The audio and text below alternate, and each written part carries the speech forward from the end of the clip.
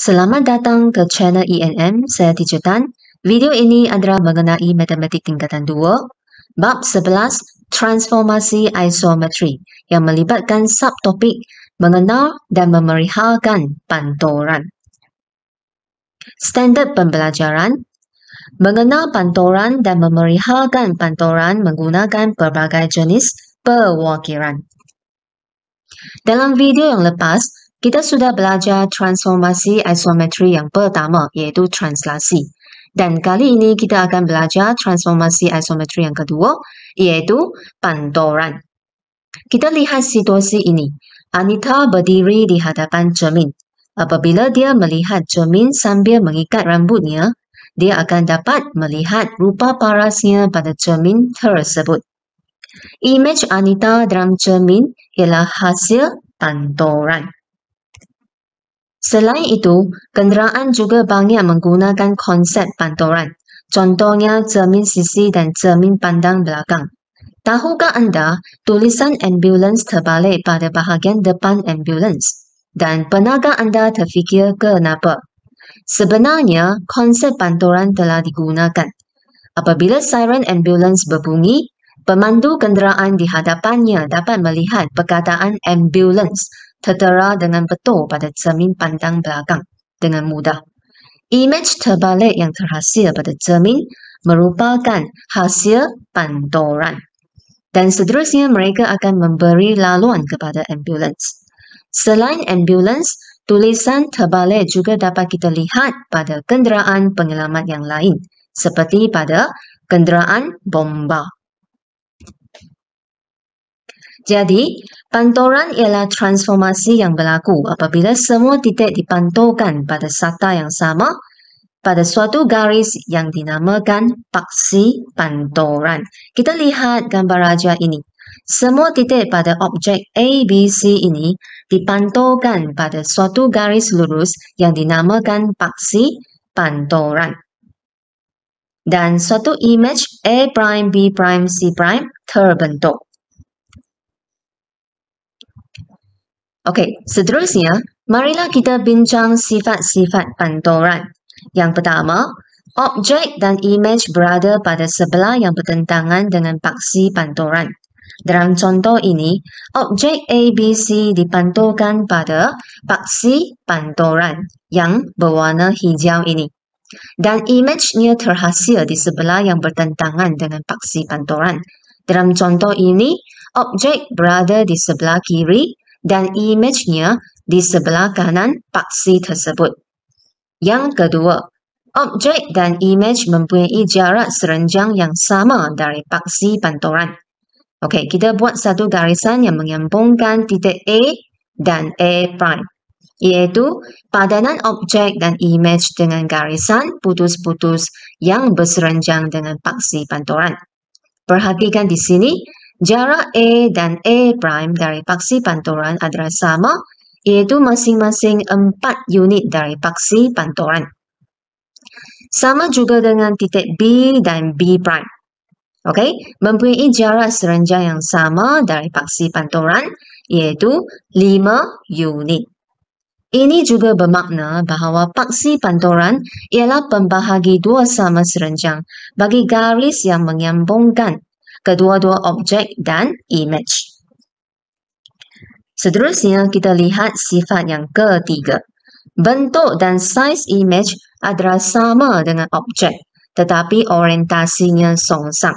Okey, di sini kita dapati kedua-dua objek dan imej adalah kongruent, tetapi orientasinya songsang. Apa yang dimaksudkan dengan orientasi songsang?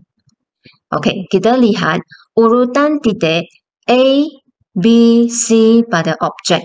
Dari titik A ke B ke C. Urutannya adalah lawan arah jam. Tetapi pada imejnya, kalau kita lihat dari titik A' ke B' ke C', urutannya adalah mengikut arah jam. Inilah dikatakan orientasi songsang. Yang terakhir, imej bagi suatu titik yang ada pada paksi pantoran ialah titik itu sendiri. Contohnya di sini. Titik C, titik yang terletak pada paksi pantoran. tidak berubah kedudukannya di bawah pantoran. Image-nya titik C prime juga berada di situ. Seterusnya kita lihat soalan pertama.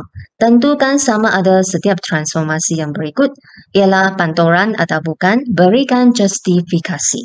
Yang A ini merupakan pantoran kerana pasangan raja adalah kongren tetapi orientasinya songsang dan paksi pantorannya terletak di antara kedua-dua gambar raja ini. B.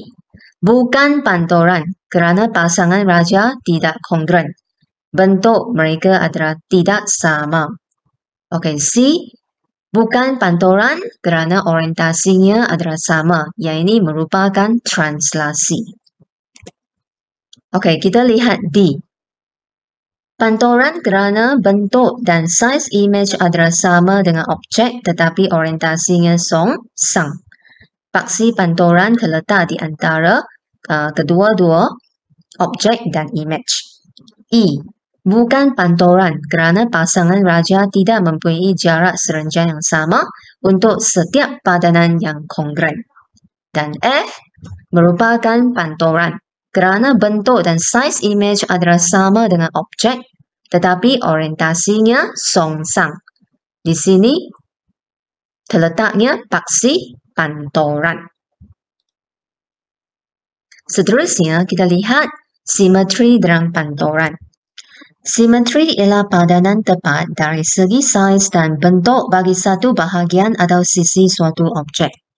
Dan garis simetri merupakan garisan yang membahagikan suatu bentuk kepada dua bahagian yang kongren. Garis ini ialah pembahagi dua sama serenjang bagi garis yang menyambungkan objek dan image. Garis simetri ialah paksi pantoran bagi objek dan image. Lihat contoh ini. Garisan putus-putus merupakan garisan simetri, lengkapkan raja di bawah. Okey, kedua-dua titik ini berada pada garisan simetri ataupun paksi pantoran. Tidak mengalami perubahan kedudukan selepas pantoran berlaku. Image-nya juga berada di situ. Dan kita lihat titik ini, jarak serenjangnya dari garisan simetri ialah 5 unit. Maka image-nya juga kena 5 unit dari garisan simetri pada sebelah yang bertentangan, iaitu berada di sini. Dan kita hanya perlu sambungkan garis dari titik tadi dengan titik ini.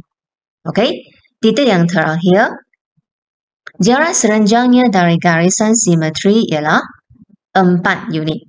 Jadi image-nya juga sama, 4 unit dari garisan simetri pada sebelah yang bertentangan. Seterusnya, kita sambungkan semua titik yang ada di sini.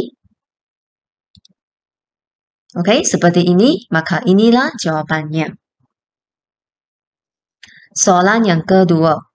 Garisan putus-putus merupakan garisan simetri. Lengkapkan raja di bawah.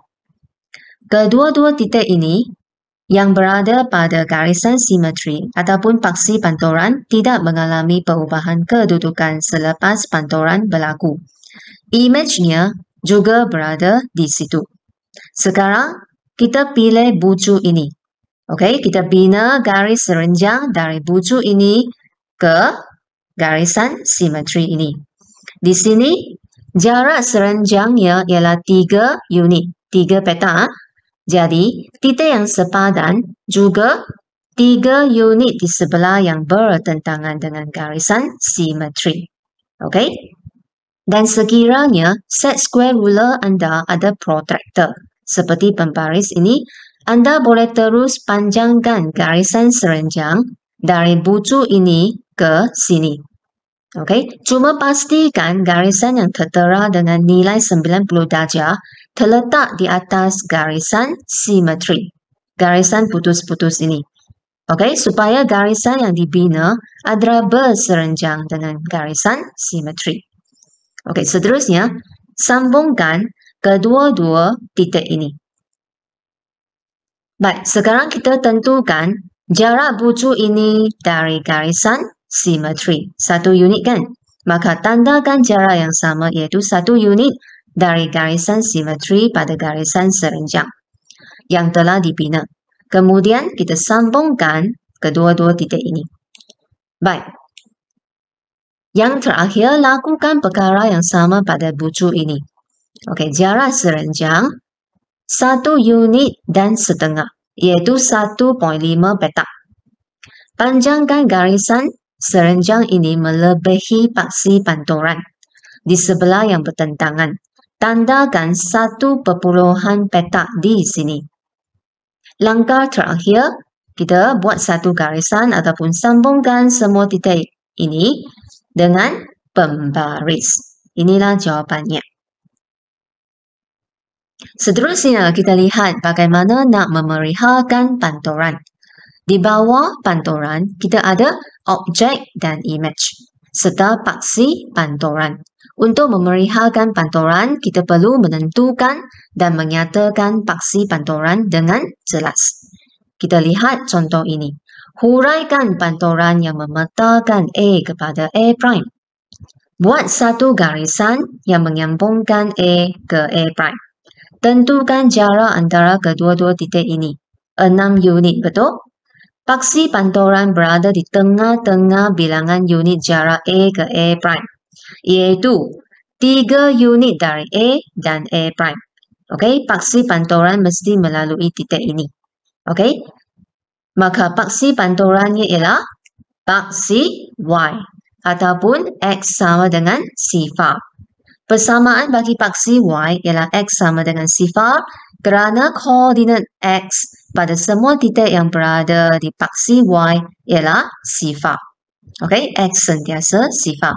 Dan jawapan A ialah panturan pada paksi Y ataupun anda boleh tulis panturan pada X sama dengan sifar. Baik, kemudian ulangi langkah tersebut untuk soalan B. Okey, buat satu garisan yang menyambungkan kedua-dua titik dan jarak di antara B dan B prime ialah 4 unit. Paksi panturannya berada di tengah-tengah iaitu 2 unit dari B, 2 unit dari B prime. Okey, buat satu tanda di tengah-tengah. Paksi panturan berada di sini iaitu paksi X ataupun Y sama dengan sifar. Kerana koordinat Y bagi semua titik yang berada di paksi X ialah sifar. Okey, Y sentiasa sifar. Dan jawapan B ialah panturan pada paksi X ataupun panturan pada Y sama dengan sifar. Soalan ketiga. Poligon P prime ialah imej bagi poligon P di bawah suatu penjelmaan. Huraikan penjelmaan itu. Penjelmaan sebenarnya ialah transformasi. Transformasi yang terlibat di sini ialah panturan. Dan untuk menghuraikan panturan, kita perlu tentukan apa? Ya, paksi panturan. Okey, sekarang kita pilih satu bucu pada objek dan bucu yang sepadannya pada image. Buat satu garisan yang menyambungkan kedua-dua bucu ini dan tentukan jarak garisan tersebut. 1, 2, 3, 4, 5, 6 unit. Paksi panturan berada di tengah-tengah, iaitu 3 unit dari kedua-dua bucu. Okey, buat satu tanda di sini.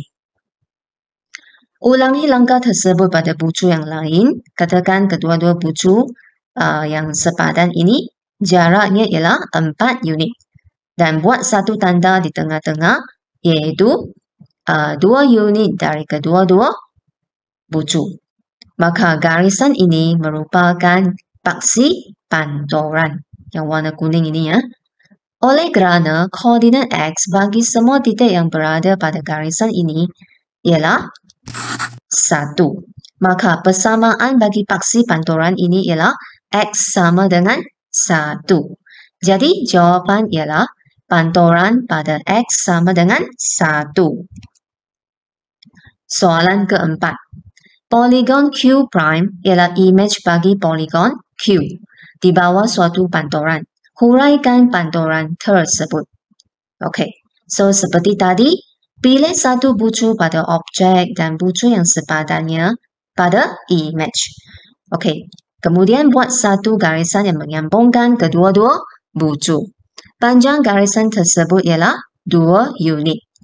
So, paksi panturannya berada di tengah-tengah iaitu 1 unit dari kedua-dua bucu. Buat satu tanda di sini. Ulangi langkah tersebut pada bucu yang lain. Katakan kedua-dua bucu yang sepadan ini. Jarak antara mereka juga 2 unit. Buat satu tanda di tengah-tengah. Maka, garisan ini merupakan paksi panturan.